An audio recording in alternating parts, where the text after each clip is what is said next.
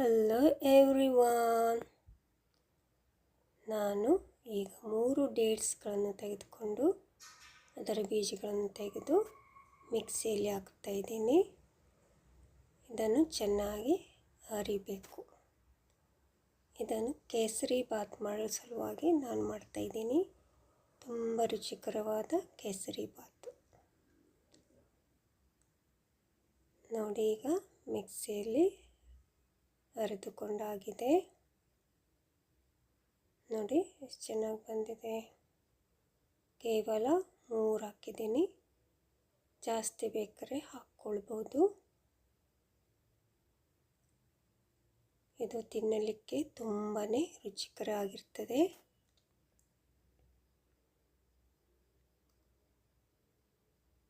ಈ ಥರ ಅದನ್ನು ಕಾಸ್ಕೋಬೇಕು, ಯಾಕಂದರೆ ಸಿಪ್ಪೆಗಳಿದ್ದರೆ ಹೋಗುತ್ತವೆ. ನೋಡಿ ಎಷ್ಟು ಚೆನ್ನಾಗಿ ಪೇಸ್ಟ್ ಬಂದಿದೆ. ಈಗ ಎಷ್ಟು ಗಂಧವಾಗಿ ಚೆಂದಾಗಿ ಪೇಸ್ಟ್ ಆಗಿದೆ. ಈ ಥರ ಹಾಕಬೇಕು. ನೋಡಿ ಎಷ್ಟು ಚೆನ್ನಾಗಿದೆ. ಈಗ 750 ml ಅಷ್ಟು ನೀರನ್ನು ಬಿಸಿ ಮಾಡಲು ಇಟ್ಟಿದ್ದೇನೆ. ನಾನು 400 ಗ್ರಾಮ್ ಸಕ್ಕರೆಯನ್ನು ತೆಗೆದುಕೊಂಡಿದ್ದೀನಿ. ಹಾಗೆ 1 ಕಪ್ಪು ರವೆ, ಚಿರೋಟಿ ರವೆ ಇದ್ದರೆ ಒಳ್ಳೆಯದು. ಅರ್ಧ ಕಪ್ಪು ತುಪ್ಪ, ಡೇಟ್ ಪೇಸ್ಟು,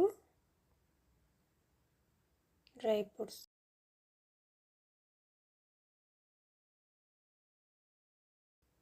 ಒಣ ದ್ರಾಕ್ಷಿ, ಲವಂಗ, ಖರ್ಜೂರದ ಹೋಳುಗಳು, ಬಾದಾಮಿ ಚೂರು, ಗೇರು ಬೀಜ, ಸಾಫ್ರಾನ್, ಏಲಕ್ಕಿ ಪುಡಿ. ಇಷ್ಟೇ ಐಟಮ್. ಈಗ ಬಿಸಿ ನೀರಿಗೆ, ಕುದಿಯುತ್ತಿರೋ ನೀರಿಗೆ ಸಕ್ಕರೆಯನ್ನು ಸೇರಿಸಿದ್ದೇನೆ. ಹಾಗೆ ಸ್ವಲ್ಪ ಕೇಸರಿಯನ್ನು ಸೇರಿಸ್ತಾ ಇದ್ದೀನಿ. ಕೇಸರಿ ಕೂಡ ಸೇರಿಸಿದ್ದೀನಿ. ಜೊತೆಗೆ ಖರ್ಜೂರದ ಹೋಳುಗಳನ್ನು ತುಂಡು ಮಾಡಿದ್ದು ಹಾಕಬೇಕು. ನಾನು ಸೇರಿಸಿ ಆಗಿದೆ ಇದು. ಈ ಕಡೆಗೆ ಸ್ವಲ್ಪ ಅರ್ಧದಷ್ಟು ತುಪ್ಪವನ್ನು ಹಾಕಿ ಬಿಸಿ ಮಾಡಿಕೊಳ್ಬೇಕು. ಮತ್ತು ಲವಂಗಗಳನ್ನು ಹಾಕಿ ಫ್ರೈ ಮಾಡಬೇಕು. ಲವಂಗದ ಘಮ ಬರುವವರೆಗೆ ಫ್ರೈ ಮಾಡಬೇಕು. ಈಗ ನೋಡಿ, ಇದು ಕರಗಿದೆ ತುಪ್ಪ, ಹಾಗೆ ಲವಂಗ ಕೂಡ ಘಮ ಬರ್ತಾ ಇದೆ. ಈಗ ರವೆಯನ್ನು ಅದಕ್ಕೆ ಸೇರಿಸಿ ಚೆನ್ನಾಗಿ ಹುರಿಬೇಕು, ಫ್ರೈ ಮಾಡಬೇಕು. ಸಣ್ಣ ಉರಿಯಲ್ಲಿ ಸುಮಾರು 10 ನಿಮಿಷಗಳ ಕಾಲನಾದರೂ ಫ್ರೈ ಮಾಡಬೇಕು. ಬೇಕಾದರೆ ಸ್ವಲ್ಪ ಬ್ರೌನ್ ಹೊಂಬಣ್ಣ ಮಾಡಬಹುದು. ನೋಡಿ, ಈ ಥರ ಚೆನ್ನಾಗಿ ಫ್ರೈ ಮಾಡಬೇಕು. ಆ ಕಡೆ ನೋಡಿ, ಖರ್ಜೂರದ ನೀರು ಕುದಿಯುತ್ತೆ. ಚೆನ್ನಾಗಿ ಫ್ರೈ ಆಗಬೇಕು. ಈಗ ಉಳಿದ ಸ್ವಲ್ಪ ತುಪ್ಪ ಕೂಡ ಸೇರಿಸಿದ್ದೀನಿ ಮತ್ತು ಚೆನ್ನಾಗಿ ಫ್ರೈ ಮಾಡ್ತಾಯಿದ್ದೀನಿ. ಬೇಕಾದರೆ ಜಾಸ್ತಿ ತುಪ್ಪ ಕೂಡ ಸೇರಿಸ್ಬೋದು. ಆಹಾ, ಎಂಥ ಪರಿಮಳ ಬರ್ತಾ ಇದೆ. ಈಗ ಬಾದಾಮಿ ಚೂರುಗಳನ್ನು ಕೂಡ ಸೇರಿಸಿ ಸ್ವಲ್ಪ ಫ್ರೈ ಮಾಡಬೇಕು. ಜೊತೆಗೆ ಗೋಡಂಬಿ, ದ್ರಾಕ್ಷಿ ಅವುಗಳನ್ನು ಕೂಡ ಸೇರಿಸಿ ಎಲ್ಲವನ್ನು ಫ್ರೈ ಆಗಬೇಕು. ಇದರಲ್ಲೇ ಫ್ರೈ ಮಾಡಬೇಕು.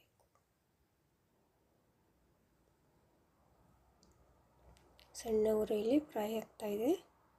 10ರಿಂದ ಸುಮಾರು 12 ನಿಮಿಷನೇ ಹಿಡಿದಿದೆ. ದ್ರಾಕ್ಷಿ ಕೂಡ ಸೇರಿಸ್ತಾ ಇದ್ದೀನಿ. ಇದು ಕೂಡ ಚೆನ್ನಾಗಿ ಜೊತೆಗೆ ಫ್ರೈ ಆಗಬೇಕು. ಈಗ ಫ್ರೈ ಆಗಿದೆ. ಚೆನ್ನಾಗಿ ಪರಿಮಳ ಕೂಡ ಬರ್ತಾ ಇದೆ. ಈಗ ಇದಕ್ಕೆ ಖರ್ಜೂರದ ನೀರನ್ನು ಸೇರಿಸಬೇಕು. ಸಕ್ಕರೆ, ಖರ್ಜೂರದ ನೀರು ಚೆನ್ನಾಗಿ ಕರಡಬೇಕು. ಗಂಟುಗಳಾಗಬಾರ್ದು. ಗಂಟುಗಳು ಆಗುವುದಿಲ್ಲ.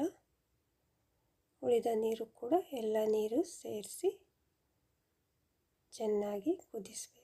ತುಂಬಾ ಸುಲಭ, ತುಂಬಾ ರುಚಿಕರ ಕೇಸರಿಬಾತ್. ಹಲ್ವಾ ಕೂಡ ಅಂತಾರೆ, ಶೀರಾ ಕೂಡ ಅಂತಾರೆ.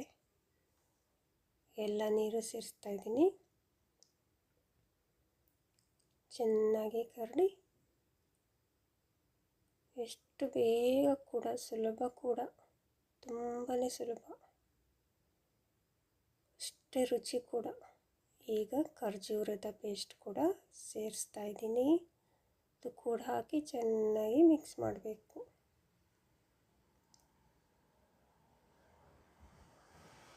ಅದು ಬೇಗನೆ ಆಗಿಬಿಡುತ್ತೆ. ಸ್ವಲ್ಪ ಉರಿ ಜಾಸ್ತಿ ಮಾಡಿದ್ದೀನಿ. ಮತ್ತು ನೋಡಿ ಎಷ್ಟು ಬೇಗ ಬೇಗ ಆಗ್ತಾಯಿದೆ. ಆಲ್ಮೋಸ್ಟ್ ಆಗ್ತಾ ಬಂದಿದೆ. ಎಂಥ ಪರಿಮಳ! ಈಗ ಏಲಕ್ಕಿ ಪುಡಿ ಕೂಡ ಸೇರಿಸ್ತಾ ಇದ್ದೀನಿ. ಅದು ಕೂಡ ಹಾಕಿ ಚೆನ್ನಾಗಿ ಮಿಕ್ಸ್ ಮಾಡಬೇಕು.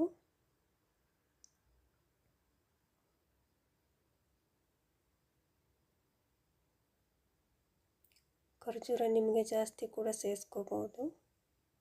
ನೋಡಿ ಈಗ ಆಗಿದೆ. ನೋಡಿ ಈ